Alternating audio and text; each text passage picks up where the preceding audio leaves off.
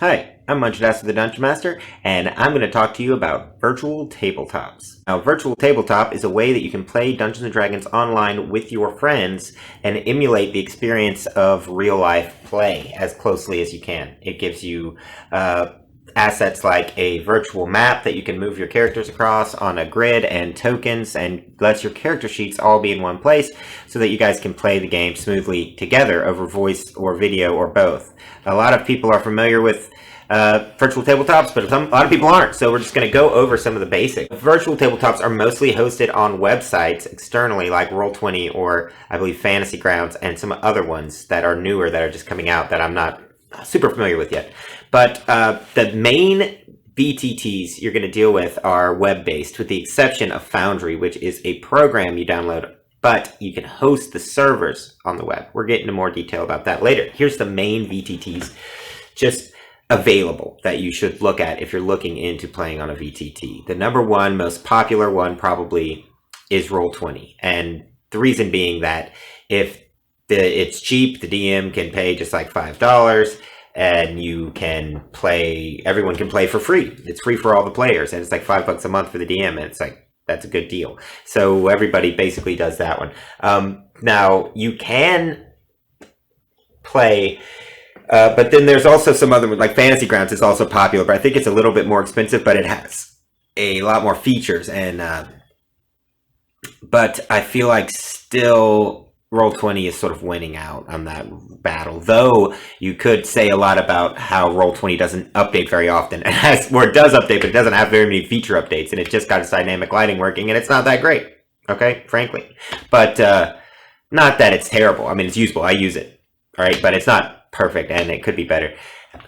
Another thing, a VTT is popular VTT is Foundry, and that's the one that I use, a combination of Roll20 and Foundry. I have a private Foundry server, and then I also run games on Roll20.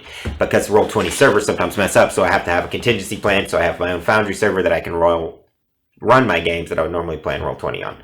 Now, as far as which one should you choose as a player, Roll20 is great because it's free as a player. You can, find games on there in the game listings. They're free games and paid games you can find to play in if you want to play in a game.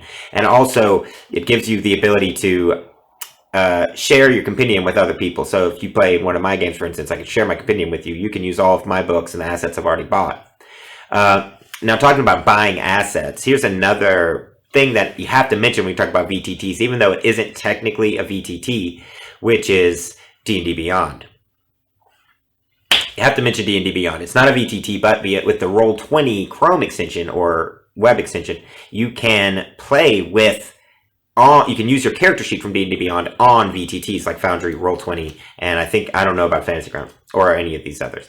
But you can essentially do that, which makes it super good for VTTs because you can make your character on your own. You can have your big list. You want to make 50 characters because you're a player, you're excited, you make a bunch of builds, and you want to test some of them out, but you don't know, you want to make your characters well in advance, right? So you can just import your character into whatever Foundry or Roll20 game you're playing, and you can roll directly from your D&D Beyond sheet, and you don't have to worry about it. Now, is it better than an in real life table? Maybe, but also not. I mean, there's pros and cons, right? You're losing out on the person-to-person interaction that you get. Obviously you want to sit with your friends, you want to see your friends, but you can't always do that. And even when I used to play in real life, we would use Roll20. We would use a virtual tabletop on a large monitor so that we could all see everything because, you don't have minis, you don't have all the maps and everything. Well, on Roll20, you can have really great art assets and really nice looking game that's very immersive, even without all of the expense of the figurines. And I've been on, using VTT since well before I had to, which is sort of why I am so into them now, is because it's always been a thing, and I was like ahead of the curve.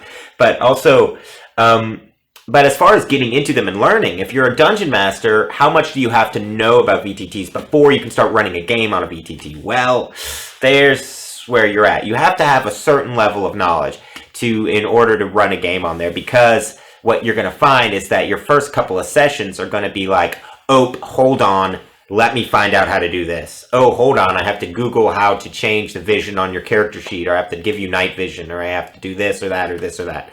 And it'll give you problems because you're going to have to keep stopping and correcting as you go to learn how to use the system. Now, if your players are very understanding, and you guys are all learning together, then you can do that. But I would suggest, if you're going to be a dungeon master for it, that you play in a few games on Roll20 first to understand how to use the system. And then I would suggest that you watch some YouTube videos about how to use the features on Roll20 and how to use the features on the VTTs. Because, and I'll probably make some videos like that you can watch later.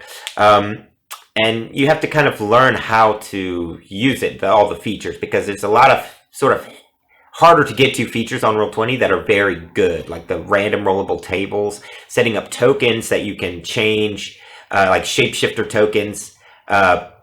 You can change the token image like by right-clicking, and there's all these other different things you can do on Roll20 that you have to take a little bit of setup beforehand, but that if you know how to do them, you can add a lot of value to your game. So I would suggest learning a lot about Roll20 before you start DMing on it.